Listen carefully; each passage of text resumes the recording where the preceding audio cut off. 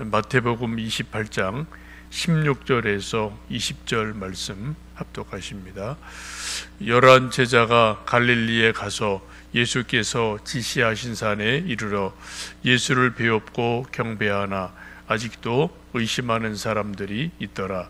예수께서 나와 말씀하여 이르시되 하늘과 땅의 모든 권세를 내게 주셨으니 그러므로 너희는 가서 모든 민족을 제자로 삼아 아버지와 아들과 성령의 이름으로 세례를 베풀고 내가 너희에게 분부한 모든 것을 가르쳐 지키게 하라. 볼지어다 내가 세상 끝날까지 너희와 항상 함께 있으리라 하시니라. 아멘. 오늘 이제 마태복음 28장 마지막 절을 보게 됩니다. 작년 9월쯤부터 마태복음 1장 시작해서 새벽 기도회 몇 절씩 보고 오늘 이제 마지막 장 마지막 절 말씀을 보게 됩니다. 함께 새벽 기도회 여러분 동참하셔서 찬송하고 말씀 듣고 기도해 주셔서 감사하고요. 또 교회 블로그에 들어가셔서 오후 시간이나 저녁 시간에 함께 말씀 보면서 또 동참해 주신 우리 성도 여러분에게도 감사드립니다.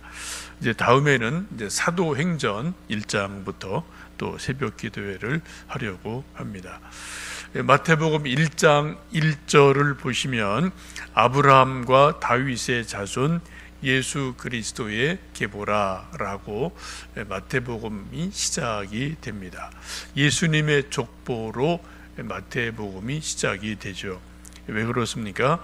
예수님의 기원이 누구신가, 뿌리가 어디인가, 이것을 유대인들에게 또 우리 이후에 예수님을 알고 믿어야 될 모든 인류에게 도대체 예수님이라는 분이 누구냐, 이 부분을 정확하게 말씀해 주셔요. 예수님이 하늘에서 뚝 떨어진 그런 허구의 인물, 가상의 인물이 아니라, 여러분 족보는 뭡니까? 실존 인물들을 다 기록하는 거죠. 여러분들 다 나름대로 족보가 있으실 거예요. 몇 대손 뭐 누구 할아버지 누구 이름들이 있는데 그 이름에는 가상의 인물이 없어요. 다 역사적으로 뭐 수백 년 전에, 1000년 전에 실존했던 우리 조상들 아니겠습니까? 마찬가지로 예수님도 분명하게 역사적인 뿌리를 가지고 있는 실존 인물이다. 이것을 명확하게 하기 위해서 아브라함부터, 믿음의 조상이죠. 유대인들의 가장 큰 믿음의 조상이죠. 아브라함을 말하고 또 그 다음에 다윗을 말하고 다윗의 자손이다. 다윗의 혈통으로부터 메시아가 오신다는 것을 또 예언한 것을 이루는 것을 말씀합니다. 로마서 1장에 보시면 사도 바울은 예수님을 그렇게 말씀하죠. 육신으로는 다윗의 혈통으로 나셨고 성결의 영으로는 하나님의 아들로 오셨다. 바울은 두 가지를 분명하게 말합니다.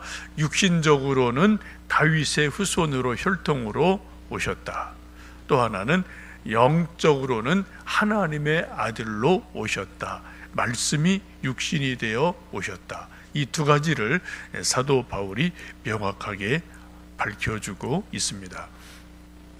마태복음 보시면 1장 예수님의 탄생, 또 어린 시절의 약간의 기록, 그리고 이제 또 넘어가면은 세례 요한의 등장, 세례 요한에게 요단강에서 세례 받으시고 광야에서 40일간 금식 기도하시고 공생을 시작하시면서 수많은 기적, 설교, 교훈, 또 병자 고치심, 이런저런 말씀들을 쭉 기록을 합니다. 그리고 마지막에 십자가 달려 돌아가시고 부활하심을 말씀합니다. 이제 오늘 마지막 가장 끝부분이 이제 16절부터 20절 말씀이죠. 16절 보시면 이제 11 제자가 갈릴리에 가서 예수께서 지시하신 산에 이르렀다. 부활의 예수님이 11 제자를 만나십니다. 그리고 17절 보시면 예수님을 뵙고 경배하고 이제 절하고 예수님께 인사를 드리죠.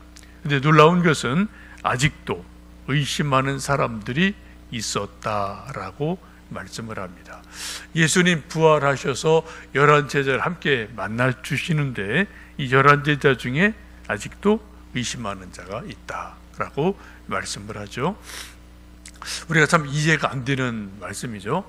만약 부활하신 예수님이 실제 우리 눈에 보이게 이 자리에 현현하셨다, 우리가 놀라 자빠질 거예요. 그리고 우리 믿음이 하여튼 10배, 100배 더 확 자라고 아주 견고하게 되지 않겠습니까? 그런데 오늘 말씀 보시면 예수님 부활하신 모습을 보고도 의심하는 사람이 있었다라고 말씀을 합니다. 이 말씀을 보면 우리 부활의 믿음을 100% 확실하게 갖기가 얼마나 어려운지를 알려줍니다. 성령 충만하지 않고는 하나님의 큰 믿음의 은사를 허락하지 않으시면 우리 믿음은 그냥 우리 이성으로만, 머리로만은 한계가 있다라는 것을 분명하게 말씀합니다. 우리 믿음이 그냥 저절로 되는 게 아니라는 거죠. 여러분, 우리 세월이 지나면서 1년 지나고 5년 지나고 10년 지나면 그만큼 나이대가 커가는 것처럼 그대로 세월만큼 믿음이 자란다면 얼마나 좋겠습니까? 하면은 나무는 나이대가 그렇게 되죠. 근데 우리 믿음은 절대 그렇지 않다는 거예요. 물론 세월이 주는 의미가 아주 큽니다만 세월이 그대로 믿음으로 간다, 이건 아니라는 거예요.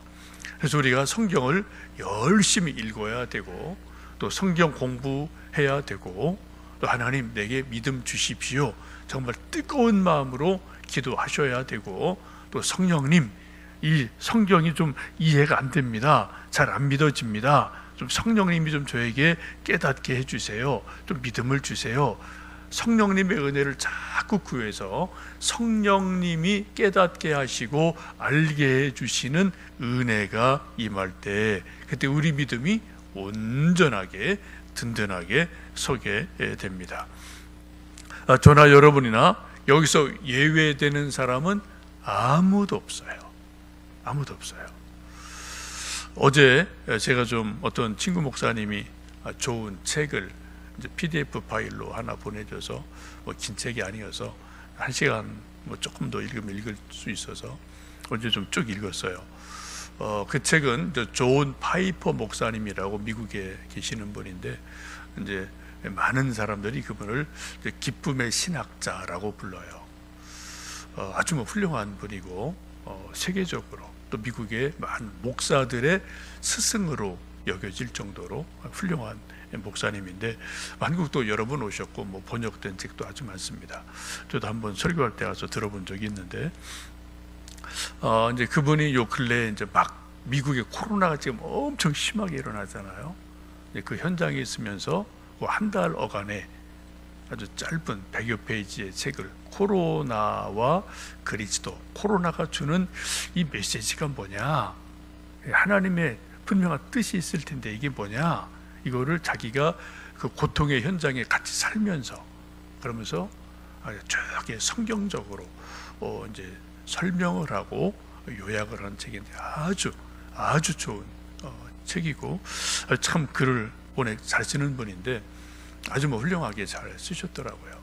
근데 그분의 이제 설교나 책을 보면은 가장 큰 특징은 성경 말씀 인용이 엄청나게 많아요. 그냥 자기 생각이 아니라 자기 생각을 논증하는 그 텍스트로 소위 이제 프루트 노트라고 하죠. 풋노트라고 그러죠. 그거를 다 성경 속에서 신약 구약에서 아주 정확하게 성경을 인용해서 이 말씀이 이렇게 되고 이런 것이고 요즘에 이런 의미다라는 걸 아주 잘 풀어내시는 탁월한 분인데 코로나에 대해서도 이제 그런 거를 아주 탁월하게 풀어내셔서 참 대단하다 생각이 들고 코로나가 주는 메시지, 하나님이 왜 이러시나 라는 거를 또 한번 생각해 보는 그런 시간이 있었습니다.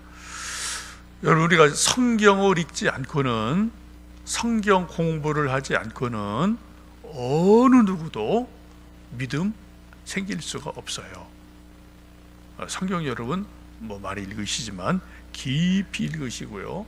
또 성경 공부를 또 열심히 하시고 그 말씀을 성령님의 이해로 또 이해되고 믿어져서 정말 온전한 믿음에 서시면 좋겠습니다. 18절, 19절, 20절 이제 마지막 유언의 말씀이죠.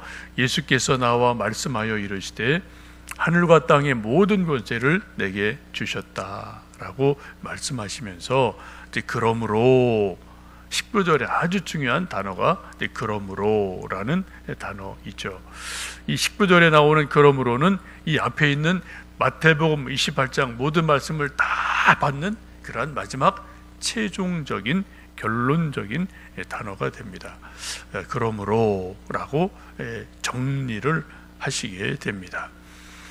여러분, 이제 판사들이 어떤 사건을 재판을 맡으면 한 달, 두 달, 긴 건 1년, 하여튼 다 증인들 부르고 이쪽 저쪽 판사 검사 다 이렇게 변호사 불러서 또 듣고 범인 또 증인 얘기 다 듣고 판결문을 수십 장을 써요.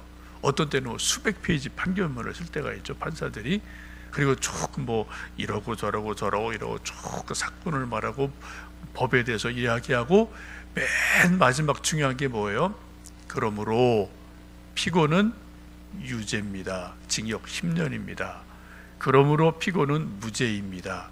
이게 제일 중요한 거예요. 그죠? 그러므로 수십 페이지, 수백 페이지 앞에서 쭉 어떤 판결문을 읽는데 제일 중요한 거는 그러므로 피고는 유죄입니다. 피고는 무죄입니다. 요 그러므로가 중요한 거죠. 오늘 그러므로가 마태복음 전체를 받는 아주 중요한 말씀임을 보게 됩니다. 그러므로 한마디에 요약되어 있다고 볼 수가 있겠어요. 그 다음에 너희는 이라는 말씀이 나오죠. 너희는 11제자를 말씀합니다. 예수님 3년간 열심히 가르치고 기적 베풀고 병자 고치고 또 이런저런 훈련하신 것은 뭐예요? 요 너희를 만드시려고 하신 거예요. 너희는 가서 또 다른 모든 민족에게 가서 말씀 전하고 아버지와 아들과 성령의 이름으로 세례 베풀고 예수님 3년간 가르치고 분부한 모든 것을 가르쳐 지키게 해라 라고 말씀합니다. 한마디로 말씀드리면 무슨 말씀인가요? 이 11제자 너희는 가서 또 다른 너희를 만들어라. 예수님의 제자가 됐으니 예수님 말씀 열심히 가르치고 전도하고 성경 공부하고 훈련해서 뭐라고요? 또 다른 예수님 제자 만들어라. 이게 예수님의 마지막 부탁이고 유언입니다. 여러분, 이 말씀을 비추어 보면 우리 인생에서 예수님이 원하시는 가장 좋은 열매는 나를 통해서 또 다른 예수님 믿는 사람이 세워지는 것, 나를 통해서 또 다른 예수님의 제자가 세워지는 것, 이게 예수님 원하시는 가장 좋은 기대고 열매라는 거죠. 여러분, 지금까지 저나 여러분 수십 년간 예수님 열심히 믿으셨어요. 참 훌륭한 일이고 잘하신 일입니다. 근데 조금 좁혀서 여러분이 개인적으로 누군가를 전도하고 성경 공부를 하고 또 믿음의 본을 보이고 권면해서 예수님 제자를 세운 사람이 여러분 누가 있으십니까? 딱 떠오르세요? 또 어디에 있습니까? 그 사람 지금 믿음 생활 잘하고 있습니까? 오늘 말씀 보시면 뭐예요?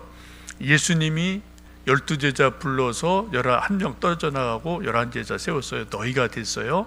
그 너희에게 11제자에게 너희는 가서 또 다른 사람들을 말씀 가르치고 전도하고 본을 보이고 여러 가지에서 또 다른 제자, 또 다른 너희를 만들어 세워라. 이게 예수님의 부탁이고 우리를 향한 바람이라는 거죠. 이제 저희들 그 일을 위해서 모든 교회들이 다 이런저런 예배를 드리고 프로그램하고 이런저런 또 모임하고 제자 훈련하죠. 저희들도 주날개 제자 훈련을 이제 한 1년 했고 또 지금 코로나 때문에 못 하는데 코로나 또 이제 끝나면은 또 이제 다시 시작을 해야 되겠죠. 여러분도 하여튼 할 수 있는 대로 동참을 해 주시고요. 여러분도 이 말씀처럼 또 너희는 가서 또 다른 너희를 세워라, 이 말씀을 꼭 기억하시고 내가 누구를 세웠나, 또 앞으로 누굴 세울까 한번 기억해 보시면 좋겠습니다. 뭐 아들, 딸도 좋고 손주, 손녀도 좋고요.